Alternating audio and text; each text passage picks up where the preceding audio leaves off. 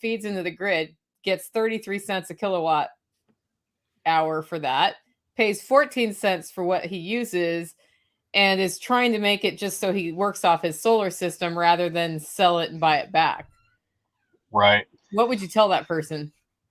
I would say you should still have a hybrid inverter and batteries, because that system doesn't work if the grid is off. But that's if you so Tennessee used to have a program like that. TVA had the Green Power Switch program, and when you first got onto that, they would pay you retail plus 12 cents a kilowatt hour for everything you generated, whether you used it or not. So it could literally not leave your property as long as it went through that generation meter that they have. You got paid for it. And then, over time they started chipping away. And then, regime change at the federal level. You went from Obama to Trump, and now there's less social credit points, for those type of systems. So they chipped away. And by 2019, they actually got rid of it. So 2019 was the last year. And it was funny because they actually said, hey, we're trying to meet the demand of the market, right? And so they decided that what the market really wanted was not net metering. It was a list of qualified installers for people to put solar installations in. So literally TVA, in violation of federal law, got rid of net metering. There's a law from like the 70s that requires utilities to, if you put power on the grid, they have to buy it. And so they got rid of the law, went to this, hey, we're going to dump all this money into just telling you who you can call, because that's what the market really wants. And then, lawsuits left and right. So then they turn around and change the program back to where they will now pay you the avoided wholesale generation cost of those kilowatt hours. So if their plant, if they claim that their plant without any transmission or distribution losses can generate power at, say, 3 cents a kilowatt hour, well, then that's what they pay you. The local power company is still going to charge you 14 or 15 or whatever your rate is. And so literally you've got electrons going in this direction at one rate, and then when they come back this direction, all of a sudden they cost 4 times as much. So like I said, there was a time when it made a lot of sense to try to do a net metering system and get your utility involved to help pay for the system. That, pre-COVID, those numbers changed, and they've changed even more since. So a lot of people don't know this, but the actual average price of a kilowatt hour in the United States has gone up almost 40% since 2019. Yep. So, it's less reliable. There's more downtime than we've ever seen. Typically, the amount of that downtime that you have is longer. And this is all publicly available information. You got to find out where to go get it. But every utility in the country has to report this information to the government, and all the information is there for you to find. So we've got a less reliable grid, a less resilient grid, a grid where when we do have outages, they last longer, but we still get to pay more per kilowatt hour for the benefit of all of that. On top of that, go ahead. On top of that, in 2019, a lot of people were defaulting on their electric bills, so they went around to all existing businesses and wanted an even greater deposit. We already had a deposit in. I think we gave them another $2,400, and then they just came out about 6 months ago, and they wanted another $3,000. We've not missed any bills. They literally have close to $10,000 of our money in deposit right now into the electric system here. And they continue to raise prices. The electricity bill here is $3,500 a month on the building here. Yep. Right. Now we're running T5 HOs, which create a ton of heat, which kick the air sets on. We just brought in LEDs, and now we cut the ballast out, which creates most of the heat. So we're hoping that'll drop some of that down. And then as we're burning ballast up like crazy, because those joists are super insulated up there with sound abatement insulation. So we seem to go. The heat just stays right there. Yeah, man. And then it kicks those 2 air sets upstairs, those handlers on up there. Nothing's mini split in the building. It's big commercial. So that should help with that a little bit. I know the electric company here is super excited about people putting solar on when Tad had talked to them, but they want to grid tie that. I wonder if are they forcing people to grid tie that solar if you put solar on an existing building? No, they haven't gotten to that level yet. You can still have separate systems. I would tell anyone that's interested in doing something like that, get your grid system in, get your final green inspection sticker, and be 100% good. And then you can peel off loads to go into a sub panel and power those from a completely off the grid solar system. And then you can still feed that system with grid power. But at that point, it's all behind the meter. It's essentially, it's a appliance more than anything else. So similar to Nicole's system, where it'll use the grid when it's to her benefit to use the grid. But if the grid's not available, it still works. The solar still generates, the battery still stores, and the inverter still works. I mean, it's akin to buying one of those battery boxes, plugging it in, and then going, man, I got to use power from that. It's just bigger, more expensive, and automatically figures out what to do unless I tell it to do something else. And at some point, probably in the relatively near future, that's going to hit the courts, because there's going to be some local power company that's going to see a big array next to someone's house, and they're going to say, oh my gosh, you could kill the linesman. Kill a lineman, like, no, actually, there's literally no output of AC power that's connected to the grid. There's an AC input, but there's no output. It's not even capable of outputting. But they'll still tell that person they have to take their system offline, or here's your fine, or we're going to pull the meter, or some other thing like that.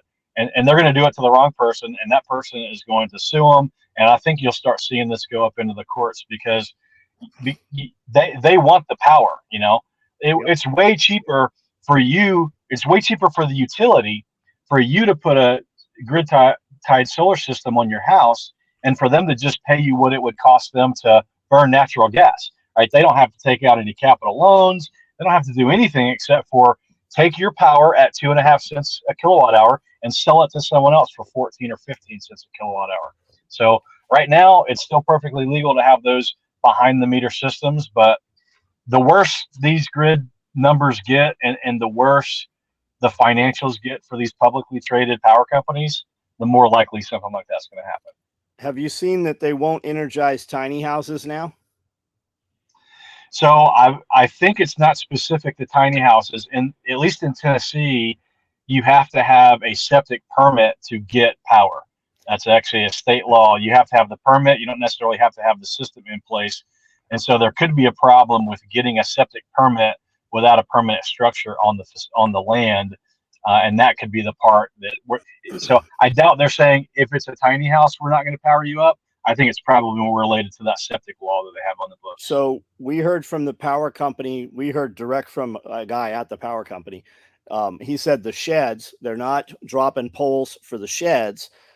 They got leaned on. All of your mobile home sales tanked during 2019, 2020. Everybody was selling their coastal houses, moving here, buying a couple 100 acres of property. And the contractor's like, absolutely, we'll build your McMansion. 5 years, we'll break ground. So these guys were all buying sheds just for temporary. And so many dudes set sheds that it tanked the mobile home. So the mobile home got onto state government. State government contacted power companies and said, you cannot set poles for these if they don't have a dot number. So then you saw all of these tiny houses pop up on frames. Dude, we were looking at $150,000 tiny houses that was like RV bullshit inside, just like like you'd go to Camping World. And I mean, it's a cool travel trailer, but for 150 grand, man, you can build a real thing, And so they stopped energizing them. So the workaround, like we got poles, we got powered, but we didn't build these out as tiny houses. We use them for storage units and storage sheds. So I don't know if we could do it today, but we already have the power set. But my plan is to set up individual battery solar units for each building, and then individually power them, and then individually cool and heat them as well. Use, wood fire heat, but for cooling, use mini splits on them. Exactly. Yeah. So when you start thinking about $150,000, travel trailer, just so that you can get them to put a pole, just so that you can pay them every month for the right to use the electricity, doing an off-grid solar system starts to look a lot more cost-effective. Dude, they're doing 30-year mortgages on these things. They're financing them legitimately like a house. Amanda and I There's did your a video. recession indicator. There's a place over in Paris, and Amanda and I crawled around in. Man, we went in at least a dozen of them. They're nice, but 150 grand, man. Yeah. And there were people in every one of them. Right. How Yeah, well I've are got they a- going yeah, to I've been last working- 30 years? Huh? How No, well are they going to last 30 years? They're not. they won't. Yeah. They have the appearance of being like quartz countertops and marble tile, but they're not. It's just generic stuff. They're nice, but man, you could build a legitimate real structure, 6 times as on concrete. You could do the whole thing, plumb it in for real. Right. Yeah. Yeah. And that, makes you think you got to choose where you're going to do this very carefully, because you've got counties where everything's inspected. All it takes is one person to find out that you're doing something somewhere, and it makes its way through the grapevine. And then all of a sudden you got 12 different inspectors on your property. I've got a customer in Marshall County right now, and she had to have her slab inspected and her framing inspected and her her insulation inspected before she could put her drywall in. Then of course you've got the standard plumbing and electrical inspections, which of course you have a rough in inspection and a final inspection on those. And so after she's jumped through all of these hoops, and she has a behind the meter solar system. So after she jumped through all of these hoops, she texted me and she said, "Hey, we just failed the final electrical inspection because of solar." And I said, "Well, what do you mean because of solar? Like, that's not enough information for me to help you." And she said, "I don't know. They just said because of solar." So she took a picture of the inspection document and sent it back. And all it said was, solar systems must be installed per NEC 2017 Article 690, which is the entire thing, right? It's like saying you have to build it to international building codes. Well, which one is it not built to? Well, you just have to build it to international building codes. So I actually called the inspector. I got on the phone with him. I said, "What's wrong? What part of that system?" I asked him that question directly. I didn't beat around the bush. What part of the system does not comply with Article 690? I asked him 5 times. He had no idea what was in 690. He just didn't know enough about solar to approve it. He didn't want to approve it. The guy that was on site when he got there said he walked up, was looking inside, opened the back door, saw the solar panels, turned around and left. I'm like, so now she's got to pay to extend her temporary permit, pay for him to come back, because every time they come, they charge you. And again, this guy doesn't know anything about the system. Now, the reality is the system isn't even capable of putting power back on the grid. So once again, your grid's over here, her off-grid solar system is over here. One thing shouldn't cause the other thing to fail the inspection. So what happened? The inspector told the electrician who's on the permit, "Hey, I want you to disconnect these couple circuits so that I can verify that the systems are, separate, and then, I'll pass it." So they did it, called him, he came back out. He came back out and said, "You know what? I don't feel comfortable with those wires still being in the wall. I want you to pull all the wire out now." And so now they're going to pull, and it's just one set of 6'3" feeder cable that goes from the inverter over to the sub panel. So it's really easy to pull, but it's like, okay, well, this will be the fourth $50 fee that she's had to pay him to come out to do this final inspection. Now, is he going to find some other reason to fail it? And you can't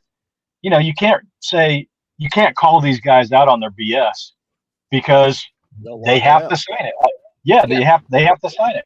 And so you just have to keep on doing the thing. So she's probably going to end up paying almost half what her solar system costs to have the electrician keep coming back, because their electricians are not cheap.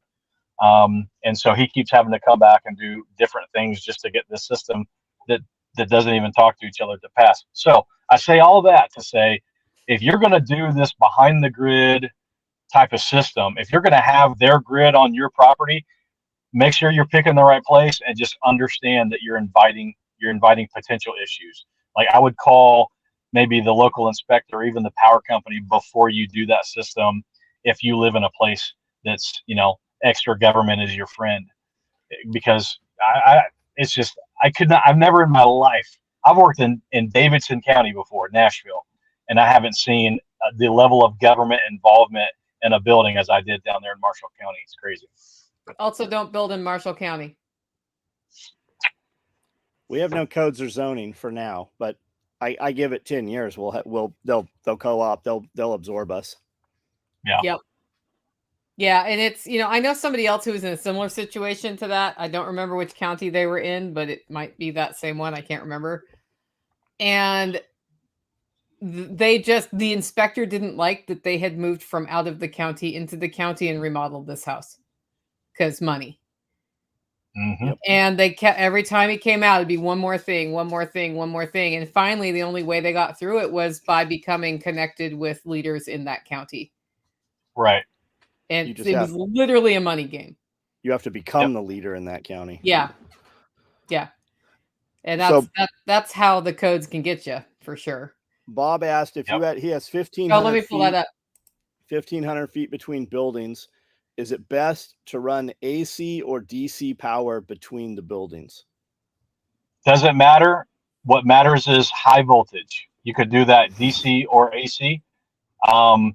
For commercially available components, it's easier to run higher voltage DC because, essentially all of your AC systems go up to about 240 volts. And so, and you can easily run DC systems up to 600 volts. So that would be my suggestion, is depending on how much power you're trying to push, it doesn't matter as long as you're using higher voltage. Because what happens is, for a given number of watts, it's always going to be volts times amps, right? That equation never changes. And so delivering X number of watts at the 1,500 foot away outbuilding, we can do that by sending AC power over there at 240 volts. And then say we have 10 amps, that's going to give us a 2,400 watt of power delivery. We could do the same thing with DC system. So you could generate it high voltage on the DC, send it through, because again, at the same number of watts, our voltage is going to be low, or rather our amperage is going to be lower. And amperage is the thing that converts to heat in a wire, right? So if we're trying to push too much current through a given wire, it's going to start getting more resistance, and then it's going to start turning into heat, and then eventually it's going to melt. So generally, AC is easier, but there are times, of course, unless you have transformers on your property, but that's getting into a whole different level. The other thing is, you can calculate for the voltage drop, so like Nicole's pump house, for example, she's got one pump that runs on 120 volt and the other pump runs on 240 volt. And literally the reason for that is so that she doesn't have as much current flowing through that wire. And so, I did a run recently that was about 700 feet, and it was only, I believe, a 20 amp maximum draw. Like the breaker was going to be 20 amps at the other end. But we ended up running 6-3 feeder cable, which is like $3,000 for a spool of that, because we wanted to make sure we're delivering the right number of volts at the other end. Because again, it might be 240 volts over here at this end of the wire. If it drops to 200 volts over here at this end of the wire, to deliver the same amount of watts, it's got to bump that current up. So you can, there's calculators online that you can actually go to. I think Southwire, which is like one of the biggest cable manufacturers in the US, they have a calculator. So you can put distance, voltage, and current in there, and it will tell you, what size to use up to, say, a 5% drop. I would suspect that a master prepper such as Bob would just run two separate systems and not worry about the 1,500 square feet distance. Yeah, that would be the easy way to do it. And then if you needed that 1,500 feet, you could feed it either direction, because you have a system over there and a system over there. Run two equal size systems, or could you run them at smaller systems on each building at that point? I mean, if it was me, I would design the system to run whatever I needed for that building. In that building. And then I would know that that can be a redundancy if I need to draw from that to feed back the other direction. And of course, I'm going to reduce my demand if I'm in that type of, hey, half my system isn't working type situation. But a lot of times it's easier to do that. I mean, the cost to trench and conduit and run 15 foot of thick copper these days, you might just be well off to put a solar system at the other building. Man, just the direct burial cable even is ridiculous. We bought 50 feet of it. It was like $700 for just like on wire when we bought it last time. Yeah. Copper has gotten way, way expensive, and it hasn't come down. And inverters are coming down. Yeah, so inverters are coming down. They're getting better. Panels are about as cheap as I mean, last year I'm telling people at 33 cents a watt, buy, because who knows how long it's going to be here. And now you can get panels for 25 cents a watt. It's crazy. And so panels are super cheap. The only thing that we're not really seeing come down recently is the lithium iron phosphate batteries. But there's more competition hitting the market. So all this stuff is coming out of like the same 4 or 5 factories in China, but you've got more people that are actually buying them and importing them and branding them and putting their BMS on them and selling them. And so I think eventually that's going to lead to the price of those coming down as well. All of the input metal prices are at like all-time lows. Well, the difference 1 year has made in buying, in essence, the same system for me. Like when we did my cabin, it was like all of this, order it here, get it there, all of this stuff. And for the camper, it was like, here's a couple of links on Amazon, and that's as good a price as you're going to get through my other people. So just do it. Yeah. And there's no more, like, you don't even have to cut wire anymore. I mean, it comes with like, you can't even plug it in wrong. I mean, it indexes in that system that you put in. When they talk about tax credit on these solar systems, is it tax credit just on the solar panels? Is it on the battery and the entire system? It's on everything. Okay. Yeah. If you have to buy a box of screws to put up some 2x4s, the screws and the 2x4s are part of the tax credit. Conduit, your sub panel that you have to put in, everything. 100% of the system is eligible for the tax credit. And, you might do things like, build your ground mount tall enough to where you could park under it. So my ground mount to the layperson would look like a carport, but it's not. It's an elevated solar ground mount, and I got a 30% tax credit for that thing. Nice. Yep. Okay, here's one from Radio Made Easy. Can you talk mobile installs, vehicle, RV, etc.? What's the latest cool stuff in that context? Yeah, so if you're going to do a mobile install, I wouldn't say there's much new cool stuff out there on the market. What has been on the market is better than it used to be. So for the same number of dollars, you can get better gear. Victron, even though it's kind of hard to set up, it's a bit pricey. It's about the best built for mobile setup. So most of your off-grid RVs, your boondocking RVs are running Victron gear. They kind of cornered that market. And so that's kind of like the best way to go for something like that. They're built to take the jarring, over the road type of impacts. I told Evan this actually at SRF, but if you're going to do a roof mount of solar panels to anything, I would suggest the Iron Ridge rails. They are, they're just the best thing on the market these days. They're like hurricane proof, so if they can withstand hurricane winds, they can withstand whatever uplift forces are going to be on you when you're driving down the road. Do not DIY solar panels on top of an RV. Like, get the proper materials to do that, or you're going to have a panel end up in someone's windshield behind you. And so Iron Ridge rails is a big deal. With the lithium iron phosphate batteries, you can put those in the living quarters, and so that's a bit of a change. A lot of people didn't like having the flooded lead acid batteries that are going to off gas a bit in the living quarters. So that adjusts, where in the RV or the travel trailer or whatever you can actually put those batteries. So that's a nice thing. And these days, the dollars per kilowatt hour of storage over time, it's actually cheaper for lithium iron phosphate. But even the upfront costs have come down so much. So I'll put this in perspective. The system that I just came from, they have one 100 amp hour, 48 volt battery, okay, a lithium iron phosphate. That battery costs $1,250, okay? That same site has a well up on the hill that runs on battery power as well.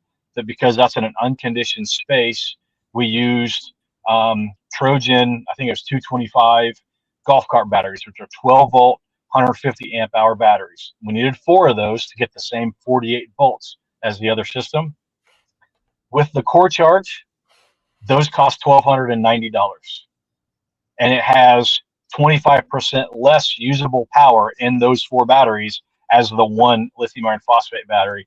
And the one lithium iron phosphate battery will outlive those batteries at least 3 to 1, most likely somewhere closer to 5 or 10 to 1. Wow. Yeah, it's crazy how cheap that stuff has gotten. Okay, next Yep. question. Are the new panels driving the secondary or older panel prices to drop so drastically? So basically, are the new prices falling impacting the used market? Is that why? Yes, they are. Yeah, so the used market has historically had a pretty high profit margin for the folks that are willing to buy an entire solar field of solar panels, ship them to their warehouse, refurbish them, swap out J boxes, test them, etc. You know, those guys are running pretty high margins and could demand 20 to 25 cents a watt because it was still a great deal compared to a new panel. With the price of new panels coming down so much in the last 18 months, you're seeing the used panels come down as well.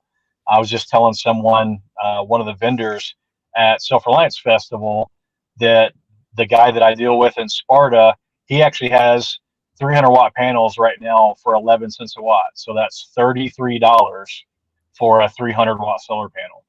And these are tested panels. You know, they're not going to generate like a brand new panel, but you can rely on them. And I've never seen anything that low outside of like some guy on Facebook Marketplace that just wants to get rid of them. You know, this is an actual company that deals in these every day, and they're like, yeah, 11 cents a watt, come get as many as you want. And so that's a direct impact of the new pricing coming down. They're seeing all this inventory sitting there not getting sold, and so they've got to respond to the market. Are those 2x4 panels? No, those are like almost 3 by almost 6. Wow. Yeah. And do If they? it wasn't for that guy in Sparta, I wouldn't see Sean on the regular. Now those degrade over time, but if you keep them in a shipping container with no sunlight, that degradation doesn't exist or slows down. Yeah. So what degrades a panel is UV. So it's the light that's doing the damage. And on average, they're going to drop their production about 1% per year. It's a little bit more than that in years like 1 and 2 when they go from brand new to end use, but essentially 1% per year is what you're going to see. And so, you know, you can have a 50-year-old solar panel that's still going to generate, you know, 50% of its nameplate capacity, because the only thing that happens is the degradation of the actual glass on the front allows less light to get through to hit the actual cells. Got it. Bob Lester wants to know if you can resell your tax credits, like carbon. Yes. Credits. How does that work? Yeah. So, so there's 2 ways to do this. If you are a nonprofit entity, any of the 501s, it doesn't matter which category in the 501 you're in. If you're in a 501 category, you can apply for what's called a direct transfer from the government. So you put your system in, 30% of that system is eligible for tax credit. You don't pay taxes. You just fill out the special form and send it to the government, and they send you a check for 30% of the cost of your system. If you are not a nonprofit, if you are any other entity that pays taxes, whether that be a corporation or an individual, then you can actually transfer your tax credit. So there's one thing you have to do before you actually file your taxes. There's a form on the IRS's website you have to go fill out to register to transfer the tax credit. And then what happens is when you do your taxes like you normally would, you fill out the form where you would get the tax credit, and at the bottom you put that it was transferred, and you put the transferee's federal identification number or social security number on there. And then when that person includes the tax on their tax return, those two systems kind of link up. So I don't know what the market for that is. It's probably not dollar for dollar. As a matter of fact, I would say there's probably a business in connecting people who don't owe taxes, like retirees who are on a fixed income, but maybe just sold a house and are interested in adding some resiliency. So they put an off-grid solar system on their place, but since they don't have enough income to pay taxes, they don't get that benefit. So a business maybe for a slight commission, for example, hooks up people willing to buy those tax credits with the people that are selling them. There's a big market for that commercially right now. So you've got $100 million projects where they're essentially just building the project to harvest tax credits, and those mega projects are getting like 92 to 95 cents on the dollar for selling those tax credits. But at the residential level, you're probably not getting that. But yeah, it's 100% legal. There's no like you could sell your tax credit to your brother-in-law if you wanted to. Like there's no problem with transferring it to someone that you're related to. Yep. Okay. Is it worth paying more for bifacial panels? And tell people what those are for those who don't know what those are. Sure. So a standard solar panel has a back sheet on it that's vinyl, and then the cells are glued to the front of that, and then the glass is glued to the front of the cells. A bifacial panel has glass on both sides, which means that the back side of the panel can generate just as well as the front side of the panel. And so typically what you would see there is if you've got a panel that's mounted at an angle, in the morning, the sunlight's not going to be hitting it directly, right? But the sunlight can also bounce off the ground next to the panel and bounce up and hit the bottom of it. And then the same thing in the afternoon. Or if you have an elevated mount, it could go underneath the mount and bounce up and hit the bottom of the panel. And so essentially these panels are capable of generating typically up to 25% of their nameplate capacity from the backside of the panel. So to put that in round numbers, if you have a 400 watt solar panel, you could generate up to 500 watts from that panel. Now the reality is in the United States, the vast majority of the United States, you're probably going to be lucky to get about a 10% gain from that. It won't be nothing, but you'd be lucky to get 10%. The closer to the equator you get, the more intense the sun is, which means the more intense the reflection of the sun is. And so you could actually potentially get some additional gains there. So that's what a bifacial panel is. Is it worth paying more for them? No. The bifacial panels have some disadvantages as well. So they are heavier because they're glass on the front and the back instead of vinyl on one side. Because they're heavier, if you don't mount them with supports in the right spot, they can actually bow over time and potentially crack. So you have to make sure that they're a lot less forgiving on the mount side. Now, something I think would be interesting would be if you just flip the panel over, would it generate the full 100% from the back of the panel? And honestly, I didn't think about that till we were just talking, because that might be a way to counteract that UV degradation of the glass on the front. You're going to have the J box on it, so that's going to cause a little bit of a reduction in generation, but I wonder if it would be, maybe after 20 years, like flipping your mattress, you just flip your mattress, you flip your solar panel over. But yeah, solar panels are so cheap right now that you shouldn't pay extra for anything. You shouldn't pay extra for bifacial. You shouldn't pay extra for a solar tracking mount. You shouldn't pay extra for anything. You should get the cheapest panels possible, with one caveat, and that being if you have a very small area that you can actually utilize for your solar system, at that point it probably makes sense to pay a little bit more to get a little bit more wattage squeezed into that area, which is exactly what we did at Nicole's build. We used higher wattage, slightly more expensive panels than we could have gotten because we were limited to essentially a 10 panel spot, and we knew we were going to get shading on top of that. Yeah, I need to get a tree trimmer out to reduce the shading, but that's a whole different story. Are sunflower mounts worth the hassle? I think you just answered that. Yeah, if you're talking about the mounts where you set it and it tracks both the angle and the sun, I don't think so. The cheapest one I've been able to find is the eco-worthy one. I actually bought one. I just haven't gotten around to putting it together because I want to test it. I'm going to build a 4-panel mount and then a 4-panel ground mount right next to it and test it. I haven't gotten around to that yet, but so that's $500. Okay. Now what they don't tell you is that mount works on a separate battery. It doesn't work on the same system. You have to have a separate battery for that system, and which means you have to be able to charge that separate battery. And you can't just hook one of those solar panels up to it. So now I have to do, whether it's having a plug-in charger, and like every couple of weeks I take the battery out and charge it overnight at the house, and then run out there before the sun comes up the next morning and stick it back into the system. But for $500 at the current price of solar panels, you can get 2,000 watts of solar panels. I guarantee you those 4 panels that you're going to put on that tracking mount aren't going to generate an extra 2,000 watts a year, right?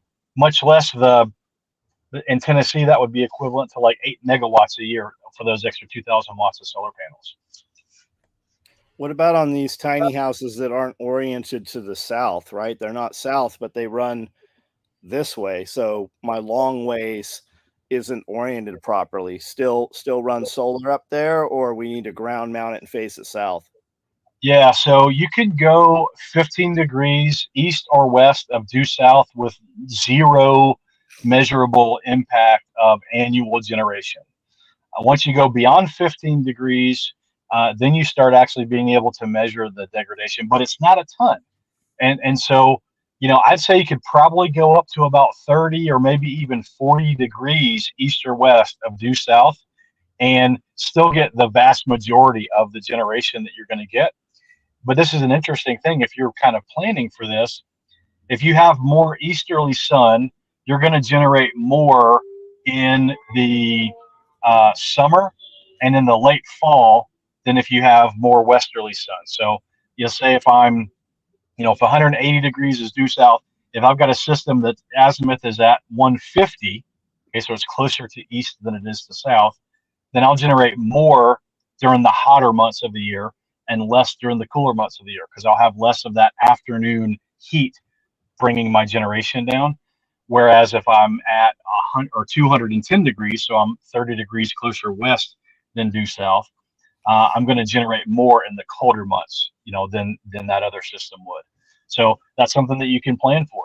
If I know that I'm going to be using my system mainly for air conditioning, well, then cheating a little bit to the east is probably a better idea than cheating a little bit more to the west. Got it. Why not both? Well, that's what I was thinking. What if we just switched them? Yeah. Yeah. Well, and then, so I have solar panels on my roof, but that's not the best place for your solar panels to be. So let's talk a little bit about that. I hate roof-mounted systems. Everything's harder with a roof-mounted system, right? It's harder to mount them. It's harder to do maintenance on them, and you do need to get up there and, at a minimum, clean your panels every now and again. So this time of year, where we are, everything's yellow, right? We got the pollen, and so getting up there and getting that pollen off can literally increase your daily generation by like 3 to 5%, which is a real number. I mean, you're talking about, especially if you've got like a 10,000 watt array. So you need to get up there and you need to clean it. If you have a problem and you need to swap a panel out, it's harder to do on the roof. And then while the likelihood of a solar panel catching fire or one of the connections in between them catching fire is low, it's not zero, which means would I rather have a fire over there on the ground or on my roof or on the roof of one of my structures, So I don't say that to tell people if you can only put it on the roof, don't. But if you have an option, take the option. So yeah, I heard if it snows or ices, what do you got to do to get your solar panels to work? You got to get it off the panels. Yeah. So ask me how I know. When we got 8 inches of snow at my house on January 6th or whatever it was this year, I got all of my ski gear on and my goggles so I didn't get blinded. and I got up on top of my carport / elevated solar mount with a squeegee like you would use to clean, windows, like your second story windows, and squeegeed all of my panels off, which was hard work. And I mean, I was going after it for an hour. 8 inches times probably, let's see, this was probably close to 200 square feet, like, of wet snow. That's a job getting that stuff off. You need a telehandler. Right. Yep.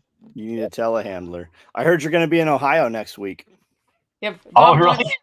That's what the Bob, what you the word on the cannot have street is. Sean next week, but Bob wants to know when next week you can do a site visit. The Yeah, answer is, Bob, next come week. to the Living Free in Tennessee workshop next week, and you can sit That's where I down will with be. Sean in person. You should set it up for real though. You should set it up if you go to Ohio when they're doing the live tissue lab. It's shoot, Oh, move, right. communicate. It's working on live animals. There's nothing like it on the market. Plus, you could visit Joel. Yep. Yeah. I've Joel's been talking there. to Joel about his RV solar system. Yeah, this is the year of the RV solar systems for you, isn't it? It really is. Yours will be the fourth one this year so far, and like I said, I'm talking to Joel about his also. You can buy RVs super cheap, especially if they don't run. You can buy them dirt cheap, and buses, and just tow them in and push them into position and tiny house those suckers. Yeah. I think that's definitely the way. And sometimes it's there's no easier way to get a system like that in place. And even if you've got one that doesn't have a great roof, tarp over it until you can build a little structure over the top of it. What about that rubberized membrane that you just roll on? Yeah, so you could put elastomeric roofing on there. That would work as well. I've heard people say that those, when exposed to direct sun all the time on something curved rather than flat, it can start to break up. I don't have personal experience, but I talked to a lot of people before we built my daughter's schoolie. So I was talking to Ken Esch about roofs, and I think we're getting an echo maybe from you, Sean. Yeah, I'm going to mute you while I talk. He actually has this rubber stuff that sticks down. So instead of rolling on it, sticks down. He says that's like a long-term 10-year solution sort of thing. If I decide to do stick down solar panels, I want that rubberized stick down stuff on my roof before I do it, because dealing with a leaky RV roof with solar panels stuck to the top of it would be an enormous pain in the neck. Okay, gotcha. So I'm aware of the ice and water shield, which it sounds like that's what that is, but that stuff's not UV stable. So there must be something new that's UV stable. There's something else. I have a link to it, but does it make sense to get a Harbor Freight system to get your feet wet, or is that just a waste of money? If you don't have any other option, you can at least learn how the systems go together with a Harbor Freight system. I think that you would be better off by spending a little bit of extra money and get solid components and assemble them yourself. I've got YouTube videos out there showing like how this stuff goes together. And so, you could probably get into a Harbor Freight system for like $300, and then you have to buy a battery. Like, they don't tell you that doesn't come with the battery. And the battery is going to run you, a good deep cycle battery is going to run you like $200 plus per. So, going up to spending like $800, you can get slightly higher quality stuff and a proper solar panel that can actually be taken off and used in other systems. Problem with those Harbor Freight systems is that those, oh my gosh, look at that. It's $200 cheaper than when I bought it. I was going to say, and what did I tell you? I've been watching that exact battery for like 6 months, and I hadn't seen it lower than $1,300, and now it's $1,100. And those batteries are meant to go into like a server rack or something, right? You can stack those and expand them. Yep. I've got 6 of them in my bedroom. Not this exact one. I found this one last year, and I've been using it on installations. But yeah, $1,100 for that. That's a great price. Yeah, super tempting just to buy one on spec at that price. Buy one and then send your other one back. It's still returnable, I'm pretty sure. Yeah, I think you got a 30-day return window. Yeah.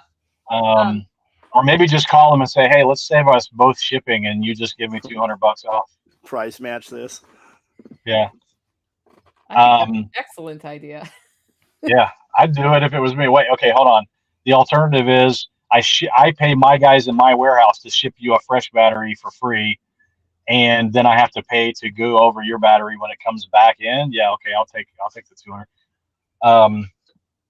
So yeah, back to the Harbor Freight deal.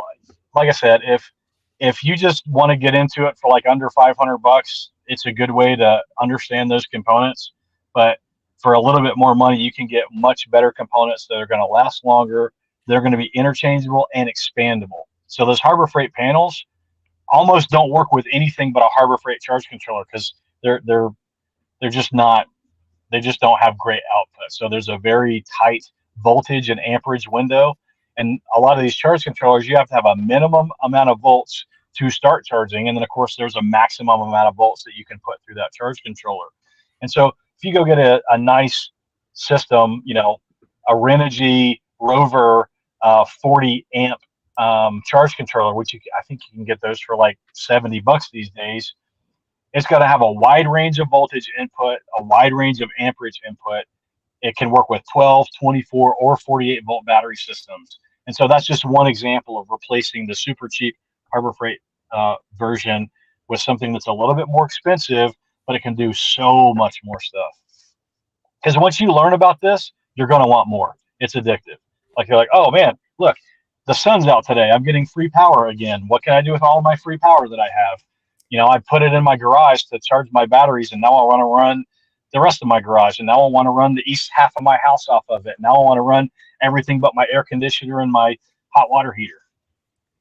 Yeah, we've started doing mega laundry days on the super hot days because I call it wasting power generation because battery's full and there's still more power coming in than we can use. We'll run the pump. Yep. It's the way to do it.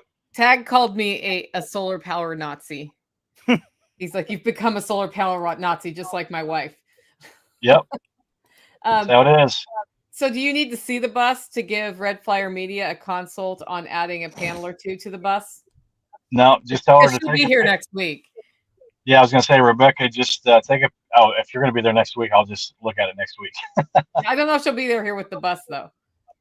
Oh, okay. Yeah. Take a picture of it then before you hit the road. Yep. It's very easy. And also, Bob wants to know if the week after next you can come to Ohio. So when are you going to Ohio? Yeah, maybe. Oh, you got the thumbs up thing. Yeah. Yeah, maybe. Bob, we should talk for sure. I told Joel that I'd probably try to squeeze something in to get up there and help him get his system in. So if you've got stuff going on up there that you're looking for solar for, we can definitely make that happen. Yep. Well, this has been a lot about solar today. Should I bring up World War III that started last weekend? Yeah.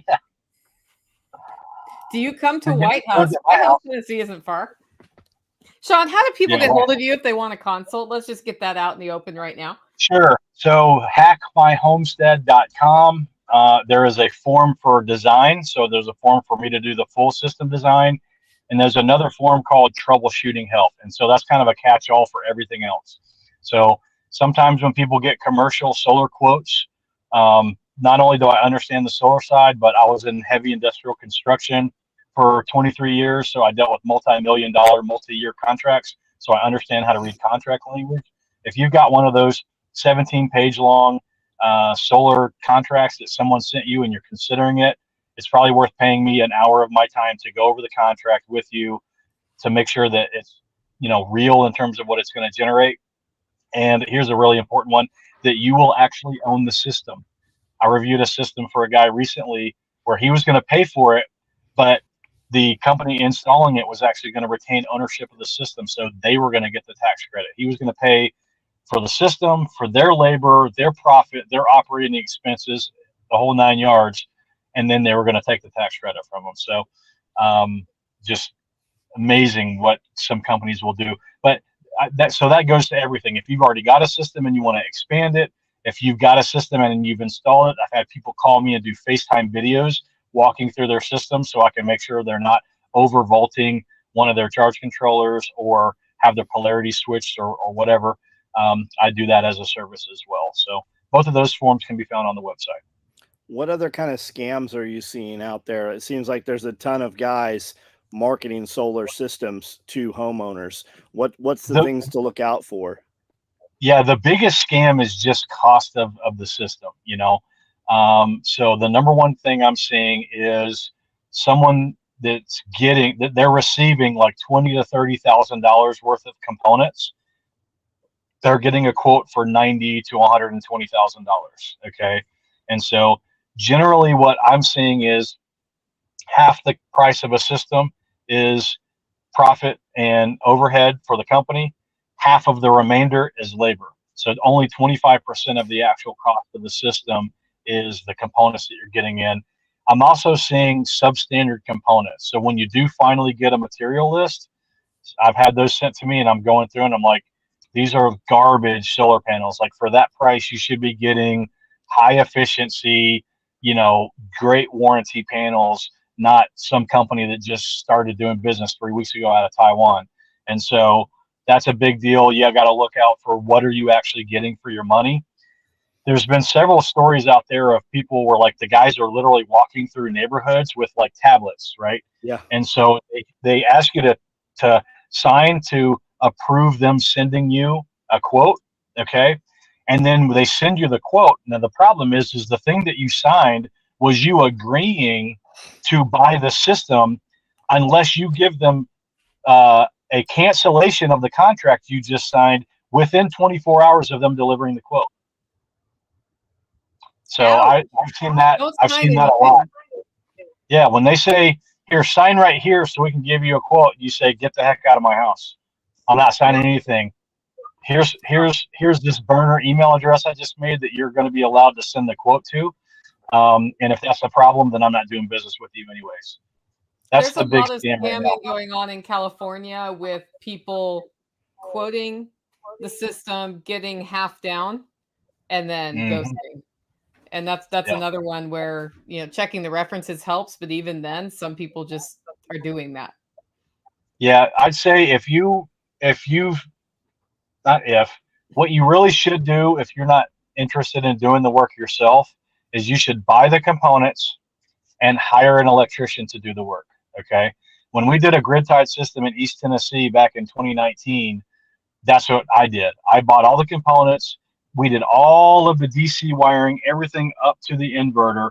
And then I paid a licensed electrician who had a relationship with the electrical inspector to come in and put in 6 feet of wire and to be on site when the power company came and did their engineers came and did their test. So he had 8 hours of time and 6 feet of wire. And then the inspector required me to put a fourth disconnect on the system because the 3 that I had weren't enough apparently.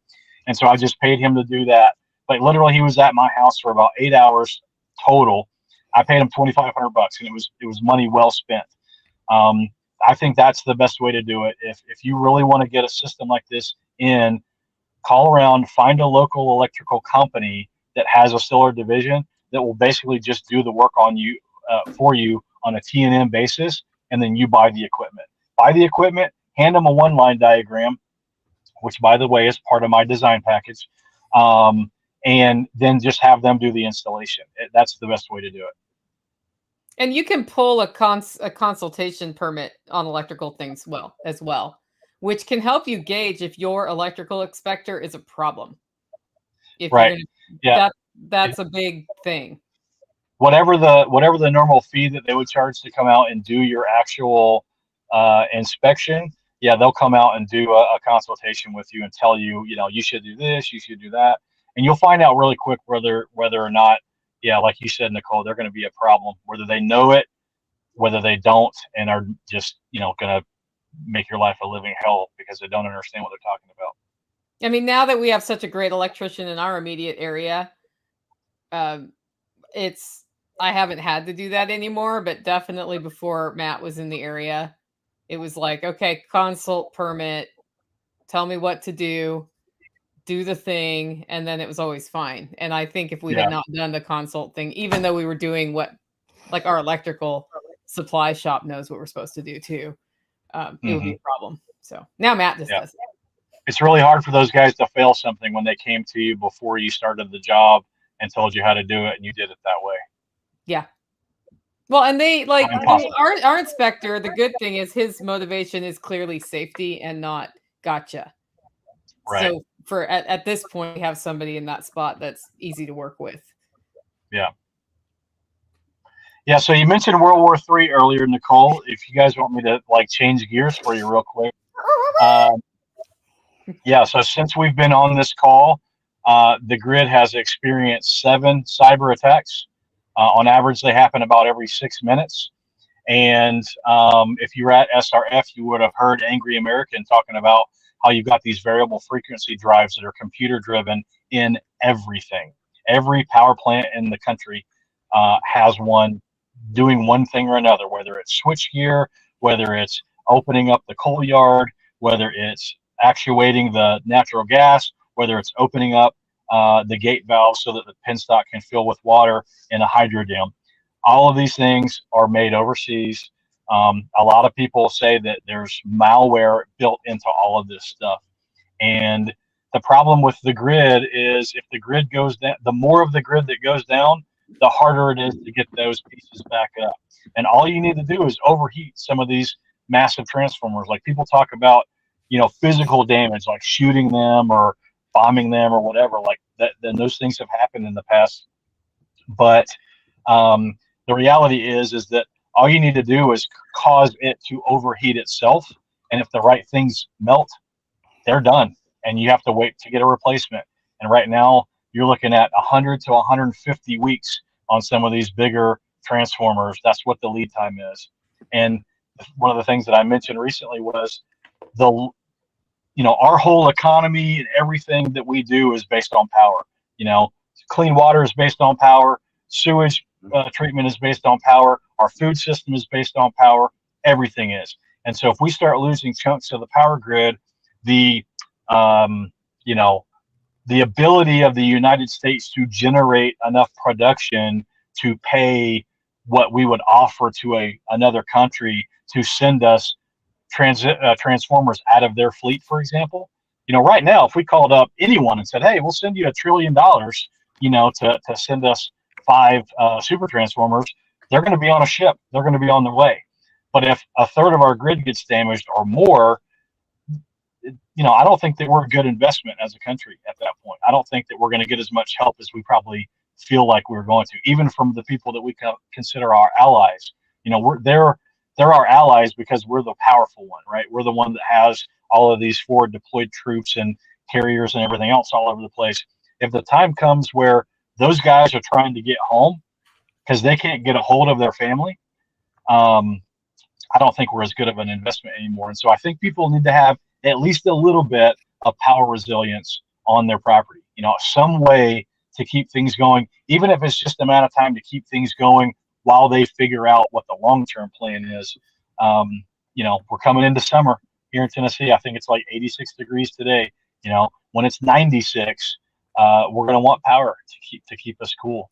And so I have an off-grid air conditioner at the base of my hill.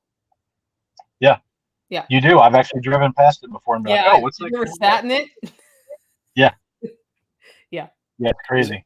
Isn't point of origin on all those mega transformers China? So if we were in conflict with China, wouldn't they just not ship those? Oh, I got one even better for you. Yes, that's where they're made. Almost none of the raw materials that go into them come from China. So China's got to get them in first. China's got to get the raw material into the country first before they can even start. So any points of that global supply chain get impacted. Someone says, hey, you know what?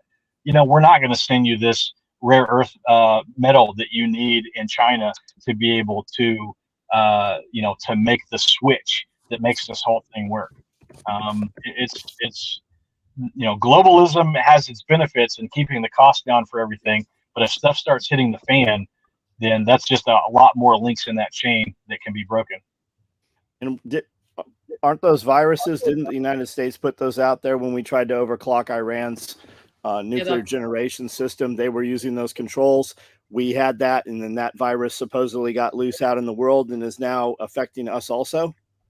It's possible. It's possible. Don't know that for certain, but yeah, the Iran thing is a perfect example of an entire, an industry within a country that was not attached. It's not like there were internet wires coming into where this uranium was getting enriched. Like, this is straight up malware that got triggered, type of situation. And so there could be stuff sitting. So here's a perfect example. We just found out that there was like a Capital One, no, AT&T. There was an AT&T hack like 4 years ago. And we're just finding out now that there was this new hack that happened 4 years ago. So how many people that worked for a power company had an AT&T account, whether it was through DirecTV or through their cell phone, right? Or AT&T One or whatever, that old Uverse, that was their old internet service that they had, right? And so you think that there aren't a number of people that worked at power companies or wastewater treatment plants that had the same password for their AT&T account as they did for their utility account, right? So all it takes is now for some computer to get the username and the password, and there could be stuff in the system that was uploaded 15 years ago that's just waiting for a trigger. None of this stuff has to work very hard. It just has to work at the same time. Yep. Take the Ride says geothermal may be a great investment, especially for Southerners. Especially if you think about you can do an open system, because a lot of people think about digging deep into the ground for that. But if you've got 55-degree spring water, you can use that and then let it go back into the spring. And I've seen some systems here like that. I'm set up to set one up like that now. But that's something that it's just right there coming out of the earth at 55 degrees, which can either heat or cool depending on what the ambient temperature is outside. Yeah, if it's 30 degrees outside and you're bringing 55-degree water into a heat exchanger and then heating that up 10 degrees, it's going to feel really nice inside. And it doesn't take a lot of power to just heat air up 10 degrees from ambient. So that's a great way. And honestly, I mean, I live off grid. I've had mornings that I've got up before and the fire burnt out overnight, and in my living room it was 55 degrees, so it's not the end of the world. If you've got a pond on your property, you can run loops through the pond. You don't even have to drill. If you are in an area where you can actually get into the ground, then that's a good option. And then if you've got springs like you do, Nicole, or caves in the area, there's caves all over Tennessee. Yeah, John's set up well with a pond for geothermal. Actually, your pond would probably be perfect for that. Yeah, 65 feet in the ground. Yeah, absolutely. John doesn't mess around when he puts a pond in. He's like, how deep can we go? Go twice as deep. Right. Yeah. Yeah, so a closed loop system utilizing a 65-foot deep pond with heat exchangers, that's something that can be hacked together. You wouldn't even have to buy a big commercial system for that. We got to get Tad on that, right? Tad doesn't really believe in geothermal. I mean, he knows the math, but he's like, for the same amount of money, you could put in 5 more air conditioners. He's not wrong. He's running a ton of mini splits everywhere, man. They're really putting those things in. Scully went with an EcoFlow, contained solar generator, because it has a plug and play AC unit with those things now. Oh, really? Mm-hmm. Yeah, I've got a mini split that runs directly off of solar panels. 12,000 BTUs. It's cool. It's a mini split, so I can use it for heat and cooling. Well, how much does that run? The one I bought was like $1,300. Not bad. And I put $1,000 worth of solar panels on it. And I just leaned the solar panels up against IBC totes. I didn't even build them out for them. Yeah. How much solar and battery does it take to just run a normal 24K mini split? So a 24K mini split's probably going to draw 1,500 watts when it's on, when it's on high. And so at that point, it just becomes a math equation. Like, do you need to run it 8 hours a day? Okay, 8 times 1,500 is 12,000. So you need 12,000 watt hours. That's 3 of those batteries that Nicole just showed. So that's what it would take to run a mini split for 24 hours on an 8-hour cycle. And so now it's like, okay, how many solar panels do I need to replenish that during that short window of generation that I have in the middle of the day? So 12,000 watts, probably need 3,000 to 3,500 watts of solar panels. So, 10 350 watt solar panels and an inverter. And that's why my system for the camper is not built for the AC in the camper. Is because the weight of all those batteries, I was like, I'll just run the generator if I decide I need air conditioning. Yep. Jokerless wants to know, is there any viable way to a solar water heater system, especially in a northern climate? This is a great Absolutely, question. just not in the winter. Yeah. What would you do? could run a closed loop glycol based system in the winter, but that's going to expend your payoff. And even with that, so the way that those normally work is you've got a relay that measures the temperature of the glycol and the temperature of the water in your exchanger. And when the glycol temperature is higher than the temperature of the water, it closes the pump relay and it starts actually circulating. And so you can use those year round in northern climates. They're just not going to run that much in the winter because they're either going to be covered with snow or it's just going to be so cold ambient temperature that you're not overcoming the radiant gain that you get from the sunlight that you do get. Yeah, I think where people go with heating water is they think solar power, electricity, electrical water heater, rather than heating the actual water on the roof, which is a much more efficient way to do it. In the winter, I would think the more effective way to do that is with your wood stove. Yeah. So the people I know in northern climates who are heating water in the winter are doing it by circulating it through, or they have different systems to circulate it through the wood stove. But what you don't want to do is put it on the stovepipe because it cools down the stovepipe, the smoke hits that, and the creosote builds up on your stovepipe. Oh, so yeah, good point. About how you're doing that. Because I was looking at those. I was like, I literally could wrap my whole stovepipe, and I was like, oh, then I'll be sweeping the stovepipe every other week or something. Right, but you could put a little water jacket on the side of the. We had one when I was in Indiana. We had a water jacket inside the wood burning stove, and it was plumbed into the main system. I just never ran it because I didn't trust it because I know what steam does. I've seen enough, tubes get blown out in boilers in industrial plants to know I don't want that in my house. So we never used it, but the guy that built the house apparently used it. Yeah. Well, I have all these relief valves on the one you put up here for the solar. Right. I don't know if they've ever gone off, but probably. Yeah, your system should never get hot enough for those to go off because it's circulating. You got that 80-gallon thermal battery, basically. Yeah. So here's a question: how do you figure out how much battery bank you need for an off-grid system? Add up all of your devices, figure out how many watt hours you need. So the watts of the system when it's on times the number of hours per day that it's going to be on. Do that multiplication and then add all of those numbers up. That's how many watt hours you need for your battery bank. That's typically normally when I do a design, I take whatever the worst day of the year is. So in some climates, that's the summer. In some climates, it's the winter. But whatever the most demanding generation or power usage day of the year is, add all of those things up.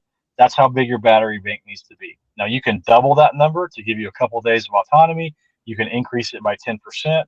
Normally when people build off-grid systems, they design the system around how they're using power right now. And then as soon as they start getting that data, they start ratcheting back on their power use. Because now leaving the light on means something. When you leave a room and you're on a battery bank, you remember to turn that light switch off. Now standing there with your refrigerator door open, staring in and figuring out what you're going to cook for dinner, that means something. Like that's battery power that I'm not going to be able to replenish until tomorrow. And so do that calculation, figure out what you need in terms of battery bank. And then on that same day, you need to figure out how many sun hours you're going to get. And you can go to nrel.gov and they have maps of the whole country by month. So find your place, it'll be color coded, and you can say, okay, in Pittsburgh, I get 4.5 sun hours per day on my worst day of the year. So I just take that battery bank size that I just figured out and I divide it by that 4.5 hour number. And the resulting number is the generation that you need for that day. So in round numbers, let's just say it's 10,000 watt hours. Okay. Now I take that and I say, okay, I want to increase that a little bit to account for cloudy days and dust and shade and other stuff. So instead of 10,000 watts of solar panels, maybe I put in 11,000 watts of solar panels. But that's the math. I mean, there's a lot of art and making the things work together. There's a little bit more to it. But if you just want to figure out how much do I need, you can do that. And then, hey, since I'm on here, I just thought this. I have an ebook. It's called How to Evaluate Your Property's Solar PV Potential. I know it's the clunkiest name ever, but that's what it is. And literally, it takes the information that I just gave you, breaks it all down, shows you the websites to go to, how to actually put the information into these calculators, and how to put that in there. Can you get that at hackmyhomestead.com? Yeah, go to hackmyhomestead.com, scroll to the bottom of the main page, and there's a link. But that one gives you like good definitions for like the person. I literally wrote it for people who either have had a guy come try to sell them a system, or they're just interested, but like they don't want to watch 8,700 hours of YouTube videos to figure it out. Like they could go get that book, and at least by the end of the book, they would be able to say, okay, where I am with what my power bill is every month. This is how much solar I need. I also want to thank you for that trip through the late 70s and early 80s conversations with my dad about power. It was like the fridge thing, the light thing. There was a whole period of time there where the power Nazism was happening. So here's an interesting thing about the early 70s. So from when power became commercially available until about 1974, the average cost of power went down every single year. So all of the infrastructure improvements, all the new plants coming online, the rural electrification programs, all of those systems put together resulted in, a 60-year decline in the price of power. And then in 74, when, some laws started changing, some things were happening with inflation. Since then, the cost of electricity has gone up every year. And that same time, your money in the bank was increasing up until 71. So same type of deal. What about running and just jamming batteries really quickly with generator on bad days and such? Yeah, no, that's a great. I tell anyone, if you're going to put one of these systems in, make sure you add a generator. It's nice to be able to just charge the system up for a couple of hours and then turn the generator off, and then have full batteries to run off of. When I first went off grid, that was our system. We didn't add solar panels until the second year. We were inverter charger, generator, and battery bank for the first 9 months, and then we added solar panels. Which is the way to go for sure. Having seen the system in now, if you have to choose, get the battery and the inverter first, because you'll start getting that feedback like Sean said, and start doing crazy things like all your laundry at noon on a sunny day. And that brings down, well, you won't with the solar thing, but you'll also see like real time what's happening. And then when you add the solar panels, it's kind of cool. I don't know. I love having our solar system. I wish I had more in here already, but yeah, it's addictive. When you sit there at the end of the day, you're like, oh, the house used 6 kilowatt hours today, and 5 of those came from the sun. Well, that we had, so I have 2 pumps, and I had one pump go rogue on me after the system was in, and I kept looking at it, and it was sitting at like 700. I guess it was kilowatts, maybe it was watts, whatever. It's at 124 all the time. It's sitting at 700 and never dropping. It did that for a whole day. Yeah, the pump. And I'm like, Tactical, what are you doing in your house that is using so much power? It's okay if like what you're doing is running grow lights or something for your plants, but I'm just curious because all of a sudden we're up here and he's like, oh, I'm gonna go check that other pump. And sure enough, one of my pumps was stuck on. Yep. And that would have taken me 2 weeks to figure that out in a former life. Well, the other thing there is, people see their main breaker panel and you hear, house systems described as 100-watt service, 200-watt service, 400-watt service. And they think that they need all of that. They're like, oh man, I'm going to need an inverter that's capable of 200 watt or 200 amps. It's like, nope. The vast majority of the time, your house is probably using 1,000 watts or less. And there's only a couple of things in your house that cause that number to jump up. And it's never going to jump up to that 100 or 200 amp number.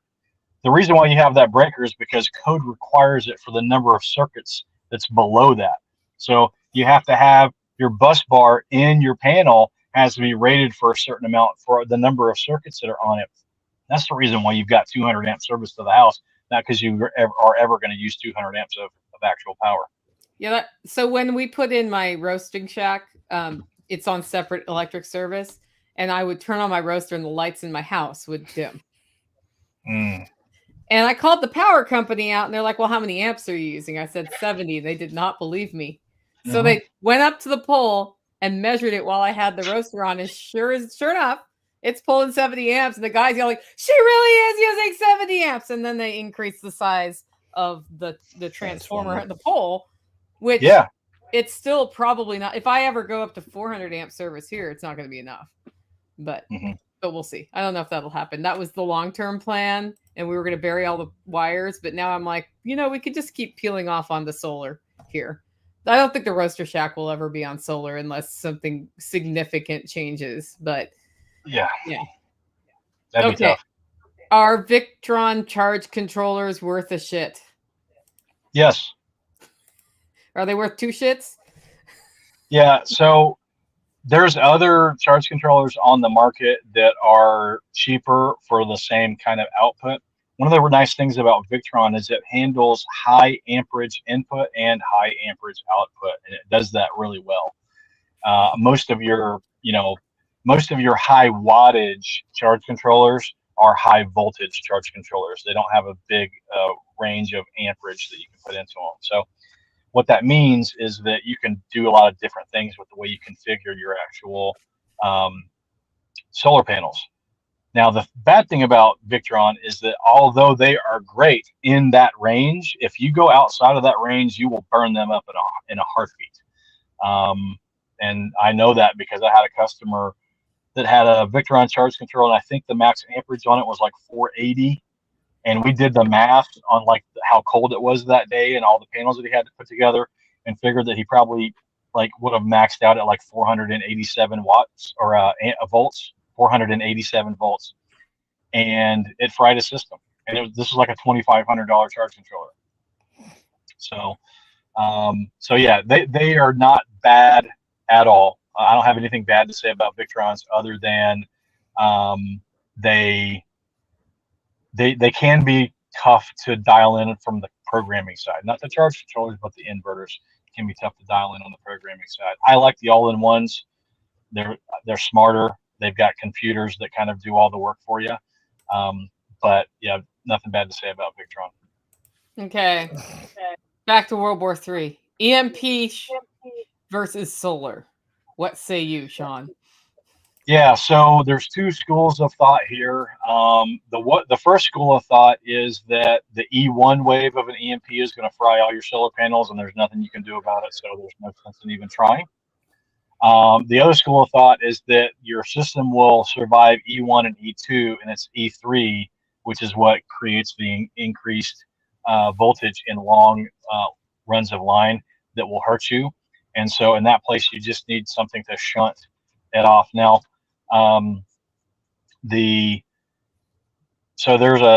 don't have one, but there's a system that you can actually get for your house that will sense the E1 wave and send an alarm out. And I think typically at like 100-kilometer detonation, you have like 8 minutes in between E1 and E3.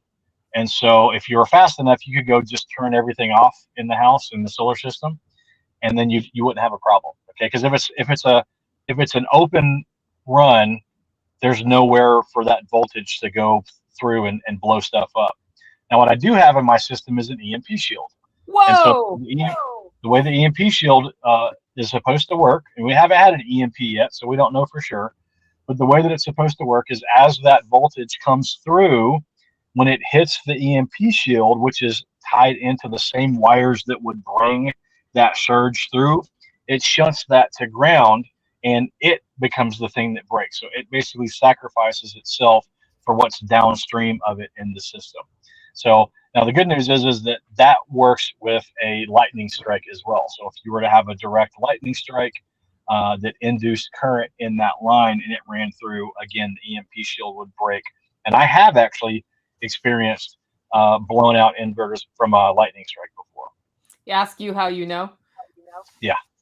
And EMP shield will cover $25,000 for everything on the backside circuits per EMP shield. Yep. Yeah. So if you've got like a dual PV and you've got an AC in your main box, that would be 2 of them. And if you get power, if you get something in from both sides, you've got that insurance policy to fall back on. So, and they make devices EMP, go on it probably solar. doesn't matter, but if it's lightning, it would. Yeah. And if you use code SOE, it'll give you $50 off your order at EMP Shield. So would you say have some unconnected panels just sitting in a shipping container? Yeah, I do. I've got 2 arrays that are attached to my house, and I have a controller and panels that are not part of the system. And so in the event that the stuff that's connected gets fried, then I have the ability, not as much as I have now, but I at least have the ability to generate something. And just Does having that them like that 2 is 1 is none thing for you? Yeah. And just having them unconnected, that'll protect from all 3 types. Again, the E1 is the thing that's supposedly going to go through and fry all the chips and everything. So again, we haven't had one, with our current state of electronics, so it's hard to kind of say whether that would actually happen or not. But if it doesn't, then I'll have some system to fall back on. So Faraday cage a room or a building or something in some manner. Yeah. Can you run 3-phase off of solar? Yes. For larger machines like a rotary 3-phase, rotophase? Yeah, as long as you have enough supply for the output, okay, then it's not a problem at all. So most of the inverters, that all-in-one inverters that are on the market these days, you can wire them in parallel, so they can work in parallel on a split phase system, or you can actually wire them to work in a 3-phase system. And I mean, you could put like 9 of them together and have 3 of them on each phase. That would be some crazy wiring, but you could absolutely do that. And the key is, if I need to supply 10,000 watts at 208 volts, and I'm supplying that with 48-volt batteries, I have to do the conversion. I've got to step it up, right? Because it's still the same number of watts going through the system. So I just have to make sure that I've got enough batteries connected to each one of those inverters to supply that maximum load on the backside. So solar on a commercial kitchen? Yeah. Can I run solar on a commercial kitchen? Yeah, absolutely. It's there's a different set of rules when you're using solar for a commercial system in terms of the tax credits. This might be a good question for Matt Searsley with Agris Tax Advice, but I believe you could get the credit when you install the system. So you get the 30% credit, and then I think you can depreciate the other 70% over 5 years. And so from a tax benefit standpoint, you get more tax benefits on the commercial side than you do on the residential side. I didn't even think about the depreciation piece of that until just now. Yeah. I don't know that for certain, but I've heard people say I'm going to be asking that question. What's the big power draw on a commercial kitchen? Aren't most commercial kitchens running gas for stove, oven, range stuff? Yeah, vent hood and refrigeration freezers would probably be the biggest one. Compressors for like the walk-in coolers are going to be pretty big. Yep. Ours have dual compressors in them. Yeah, and those run pretty regularly. Yeah. How hard is it to hook both solar and wind in Alaska? No sun in winter, but plenty of wind opposite in the summer. So how hard is it to set up a system that uses wind when you have wind and solar when you have solar? Super easy. You can actually, they make charge controllers now that you can put solar and wind into the same controller. So as long as you're not going, as long as you don't have a whole lot of wind and a whole lot of sun at the same time without the ability to break the wind turbine, it's super easy. And if you were concerned about that, you can run separate charge controllers. So again, once it gets to the battery bank, the batteries don't care where it comes from. You just have to make sure that your charge controller is made for the type of input you have and the type of output. So as long as you're matching it to the battery voltage and the battery type, and it's matched to the input type, whether that be a wind turbine, micro hydro generator, or a solar panel, then it's not a problem. Very easy. It's no more complex than doing any of the one-way systems. What's the best portable battery generator? 1,500 to 2,000 watts. I don't know. I build my own. So for $1,100, I can build one that's better than the Delta Plus system. That costs, at least twice and sometimes 3 times as much as that. I bought a Blue Yeti. Yeah, I bought one of those for my daughter's bus, just so that if her main battery goes out, she's got something for lights and a fan and stuff like that. And I haven't had any problems with that. But honestly, they're probably all made from the same place. It's just a different logo. So I doubt any of them are better than any of the other ones. I've got $6,500 into Blue Eddy. We should build something and see what it would cost to build something on par and how much more we get for the system that you build. Yeah. It's a nice fit and finish, but you're really paying for that fit and finish, for those 3 battery boxes and those nice surface mount USB-C plugs. Yeah. Yeah. I built one out of an 80-gallon toolbox. So I had the battery, the inverter, and then those like conference table power strips that like sit flush to the top of the table. Mm-hmm. I put those on the outside of it, siliconed the backside so that it looked good on the outside. Put a solar plug on one part, put a regular wall plug on the other so you can plug it into the wall. To get the capacity that you're talking about, you'd have to do a couple of those, for the battery capacity. But yeah, I was trying to beat the Eco Plus, and I did by every measurement. Sounds like we need to have a head-to-head competition with the self-made with the Blue Eddy. Well, I think they'd be more rugged too, because all of that stuff now has touch screen surface mount, and I think that if that's going to be the weak point, is that little computer screen that's in there, when it ceases working, or you bang it on something, or you throw it in the back of the truck. Yeah. On the other side of that is that, you open that box and you voided the warranty, right? So if I've got 3 different components that are all warranted just going into a box, if any of those 3 components go out, I can take it out, swap it, and send it for my warranty, claim. Whereas the Blue Yeti, if the charge controller goes out, the whole thing doesn't work. If the inverter goes out, the whole thing doesn't work. If the DC side goes out, the whole thing doesn't work. And if you take it apart to try to solder the connection that broke back, then you're out of warranty. Yep. Even the Honda generator, the new EcoFlow, the Eco Whisper Light stuff, they've all got Bluetooth apps on them and stuff now. Even your cheapy diesel heaters, they've got Bluetooth apps on them now too. Yep. I don't even know if you can run those things manual at this point. I guess you probably could.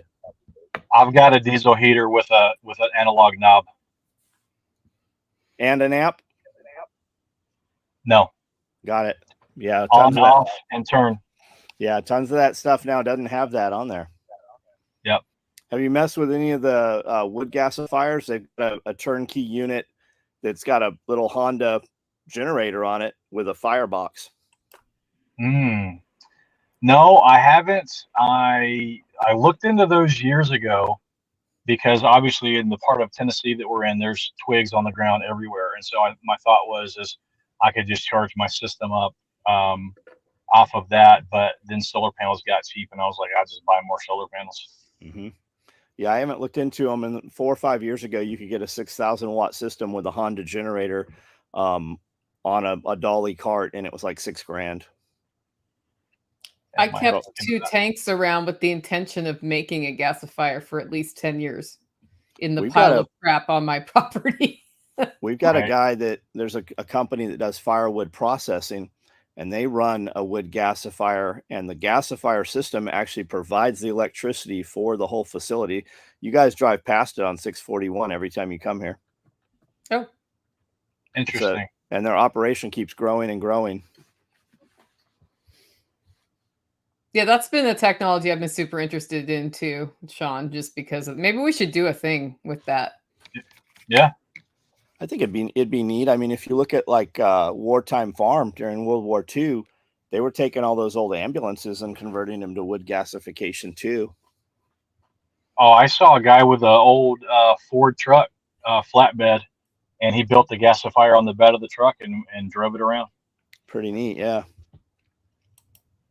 Yep. I don't know. Something Paul Wheaton does, it's kind of fun at his permaculture jamboree, is it's more like a mad science festival where everybody's trying something from concept, for rocket mass heaters. It would almost be fun to do something like that at one of our events and just be like, okay, we're going to try to make a gasifier. We're going to do a rocket mass heater, like pizza oven or something, and just see over the course of a couple of days what that looks like and if they work or don't. Right. Yeah, that would be cool. Apparently Michael says it's a pain in the butt when you make your own.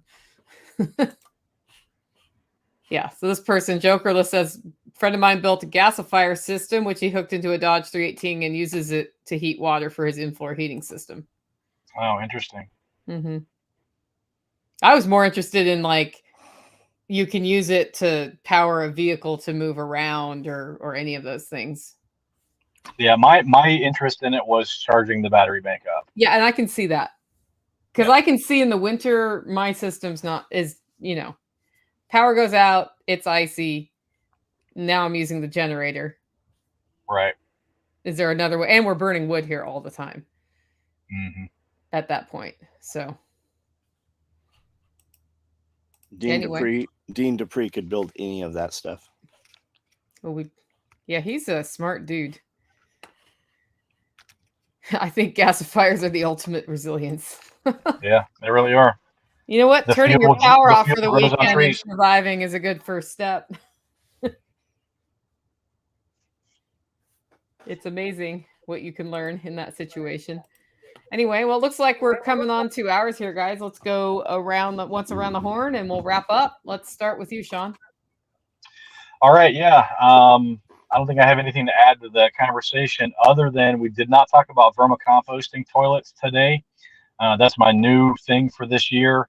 If you go to Terra Toilet, like TERRA toilet.com, if you're in a place where you can't get septic, like your property won't perk, you live on a limestone slab or on top of a mesa in West Texas, and you're looking for an option that does not require you to cover your own poop with sawdust in a bucket, this system is a flushable toilet. It goes into a dewatering system that you build out of an IBC tote, and the worms do the work. You build a couple of these, swap back and forth about every 4 months. When you swap from bin A to bin B, you let bin A work for 4 months. When you're getting ready to swap back, you can go in there and harvest. Everything is perfectly clean. It's just worm castings on top. You get those out, you switch your pipe over, let bin B age or work for the next 4 months, and then you do the same thing. You go back and forth, and for less than $1,000, if you source all the equipment locally to build these things, you can do work that's better than a $20,000 septic system or an infinity dollar septic system if you don't have the ability to put one in on your property. And for everything other than that, you can find me at Hack My Homestead. I'm on all the socials. That's Hack My Homestead as well. Yeah, so we appreciate you putting your advertisement in the porta potties at Self-Reliance Festival. I thought that was a fitting sponsorship. Gosh, we should put one of those in for that. That'd be way less smelly than those porta potties. Yeah, it would. John, what do you got? SOE Tactical Gear is my website. That's where you can see all the gear that we make. On my YouTube channel, which is also SOE Tactical Gear, I do a live every night at 9 o'clock, so you guys can jump on and we have a conversation about whatever you want to talk about. SOE Tactical Gear is the name across all of the social media platforms. We've got 5,000 some videos out, and we post a real video almost every day, and then we post a lot of shorts all through the day also. I'm Nicole Sauce. You can find out more about me at NicoleSauce.com. But if you really want to get involved, head over to hollowroast.com. We roast all of our orders to order, and we're about to launch a new product that I have not talked about yet. But it's one that folks have been screaming for like 5 years. And they're like, do you do it this way? Do you make it that way? I'm not going to tell you what it is, but if you want to find out about it, go to hollowroast.com, sign up for our email, and there'll be some pretty fun launch deals coming up in the next 3 or 4 weeks. So check that out, hollowroast.com. Guys, we will see you next week. Awesome.